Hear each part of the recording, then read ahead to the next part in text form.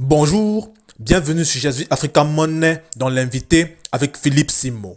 Tout est parti d'un tweet d'un jeune homme dans lequel il a posé une simple question. Que choisirais-tu entre passer 1 heure de temps avec Aliko Dangote et recevoir 10 000 dollars? Pour ceux qui ne savent pas qui est Aliko Dangote est l'homme noir le plus riche de la planète. Il est africain et nigérian et c'est un mastodonte en réalité. C'est quelqu'un qui a bâti sa fortune au travers de différentes industries, notamment au travers de celle du ciment, que l'on appelle Dangote Cement. Et c'est quelqu'un qui a fait tous ses investissements sur le continent africain. Il croit énormément au développement et à la croissance du continent africain. Il est parmi les 100 hommes les plus riches de la planète et sa fortune ne cesse de grandir et les progressions, du moins les prévisions, disent que dans très peu de temps, il va franchir la barre des 20 milliards de dollars. Donc, dans cette vidéo, je me propose de t'expliquer pourquoi est-ce que, si tu es intéressé par les 10 000 dollars, il y a 3 choses qu'il faut que tu saches par rapport à ta vie. Pourquoi est-ce que, si tu penses que avoir 10 000 dollars est la meilleure chose à faire, il y a de très fortes chances que cette vidéo t'ouvre les yeux par rapport à des mensonges auxquels tu crois sur l'argent. Et je te rassure, tu n'es pas le seul à croire ça. Une grande majorité de personnes le croient. Alors aujourd'hui, justement, je me propose de parler avec toi d'argent. Money, money, money. C'est un sujet qui est vraiment tabou malheureusement dans la communauté noire. Et à mon avis, c'est aussi l'une des raisons pour lesquelles on n'en gagne pas assez. Parce qu'on a rendu ce sujet tabou, donc les connaissances et les savoirs par rapport à l'argent sont des choses malheureusement qui nous manquent cruellement. Dans cette vidéo, je vais essayer de partager avec toi donc 3 éléments sur l'argent très importants que l'histoire avec Aliko Dangote a démontré. Pour toute personne qui pense que passer pour prendre 10 000 dollars est mieux que de passer du temps avec Aliko Dangote, la première chose que je pense par rapport à ça, c'est que cette personne-là ignore un élément fondamental par rapport à l'argent. Et cet élément est de penser que être riche, c'est avoir de l'argent.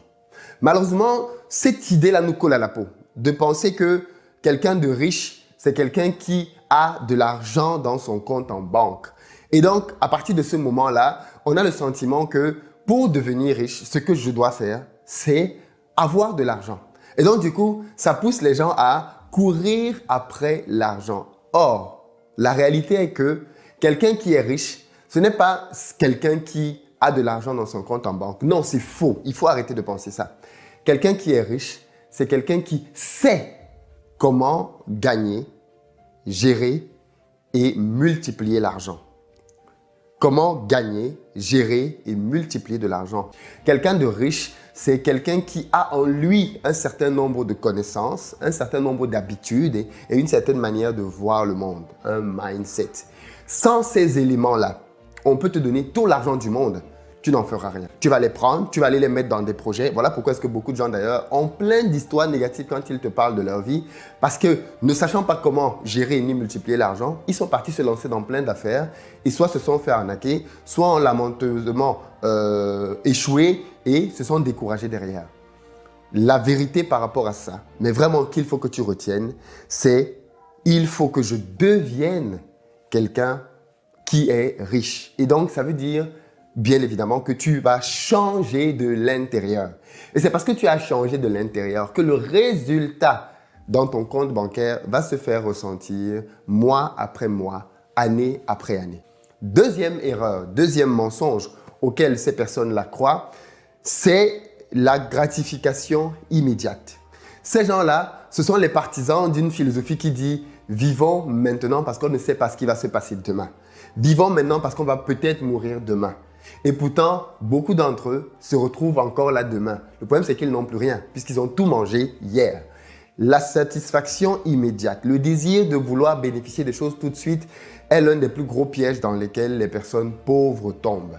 Parce que ces personnes-là vivent avec l'idée de « il n'y a pas de lendemain ». Or, c'est stupide, n'est-ce pas, quand on y pense réellement. La cigale et la fourmi nous racontent très bien ce scénario-là.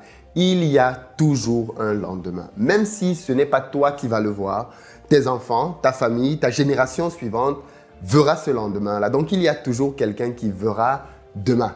Et donc, ça veut dire en réalité que tu dois vivre aujourd'hui en préparant demain.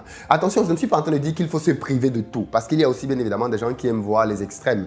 Ce n'est pas de ça dont je parle. Je parle simplement d'avoir une stratégie que l'on va déployer progressivement et qui va nous rapprocher un peu plus de l'enrichissement au fil du temps. Prenons le cas d'Aliko Dangote. Il est devenu l'homme le plus riche d'Afrique, effectivement, depuis 2008 et il est resté jusqu'à aujourd'hui. Mais beaucoup de gens ignorent que ça a pris à Aliko Dangote 30 ans.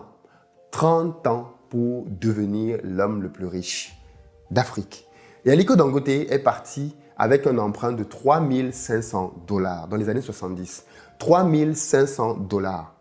Et il a pu transformer 3 500 $ en plus de 15 milliards aujourd'hui en 30-40 ans. Tu vois le truc qu'il a fait?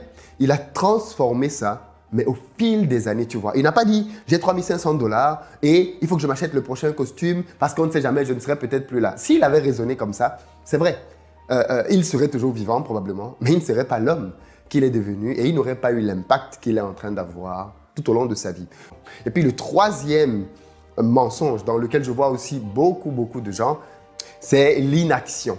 En réalité, la plupart des personnes qui disent qu'elles vont prendre les 10 000 $, ce sont des personnes qui ne sont pas dans le business, qui ne sont pas dans un projet, qui ne sont en train de ne rien faire pour le moment. Et donc, la plupart de ces personnes-là disent « je vais prendre ces 10 000 $ là et je vais réaliser un projet ». Une fois de plus, laissant penser que pour ces personnes-là, ce qui leur manque pour réussir, c'est de l'argent. C'est faux. J'ai fait même des vidéos ici pour expliquer comment on lance un business sans argent. Ce n'est pas l'argent qui te manque pour lancer un business. Pour lancer un business, tu as besoin d'une bonne idée, tu as besoin de motivation, de courage pour pouvoir te lancer. Tu auras besoin de l'argent pour faire croître ton business, mais au-delà de l'argent, tu auras besoin d'une stratégie. Par exemple, au moment où je lançais mon business d'infopreneuriat, j'avais une stratégie dans ma tête. J'avais même pris une formation. J'avais une stratégie que j'avais prévu de déployer pour pouvoir me lancer dans ce business-là. Et j'ai eu un entretien avec un infopreneur à l'époque de même pas 7 minutes. 7 minutes. Et pendant ces 7 minutes-là, j'ai écouté ce gars. Je lui ai dit au départ, parce que c'était le but, où est-ce que je voulais aller, ce que je devais faire. Et quand il a fini de m'écouter, il m'a dit « Ok, juste que tu es en train de faire les choses à l'envers en fait et ça ne va pas marcher. Il faut plutôt que tu fasses dans cet ordre-ci et que tu mettes ça en place. Ensuite, tu mets ça. Ensuite, tu mets ça. » Il m'a expliqué. Je lui ai dit « On a fait moins de 10 minutes ensemble pendant cette séance-là. » Et pourtant, cette séance-là a radicalement changé tout mon business après. Si j'avais fait ce que j'avais prévu de faire initialement, je me serais lourdement trompé et j'aurais fait comme finalement beaucoup de personnes font autour de moi. Mais avoir quelqu'un qui avait 5-6 ans d'expérience en plus que moi dans ce domaine-là, avec moi mon projet, les problématiques que je lui ai soumises, il m'a permis de gagner des années, il m'a permis d'économiser beaucoup d'argent et d'aller tellement beaucoup plus vite. Moi, je valorise bien évidemment davantage le passé avec Aliko Dangote parce que je pense que aller vers Aliko Dangote, aujourd'hui, dans mon business, ou même pour quiconque est dans le business, ça va être l'occasion d'aller le voir pour lui dire, voilà, Monsieur Dangote, voici là où je suis. Voici ce que j'ai déjà fait.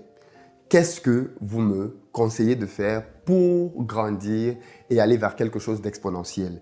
Aliko Dangote va prendre 10, 15 minutes, 20 pour t'expliquer ce que tu dois faire, les prochaines étapes, de qui tu dois te rapprocher, vers quelle banque tu dois aller s'il faut aller vers une banque, quelle technologie tu dois prendre, quel personnel tu dois chercher, quel marché tu dois aller prospecter parce que c'est là-bas que tu vas trouver. Parce que n'oublie pas, il est parti de 3 500 $. Donc, il est parti de très petit et il a grandi à chaque fois. Donc, il sait ce que ça fait que d'avoir un tout petit business et de le faire grandir. Donc, pour ceux qui sont dans le business, en réalité, aller voir Aliko Dangote, c'est comme apprendre à pêcher. Et ceux qui veulent qu'on leur donne de l'argent, c'est comme vouloir uniquement le poisson sans apprendre à pêcher. On sait que des deux systèmes, le plus viable, c'est le système dans lequel on apprend à pêcher.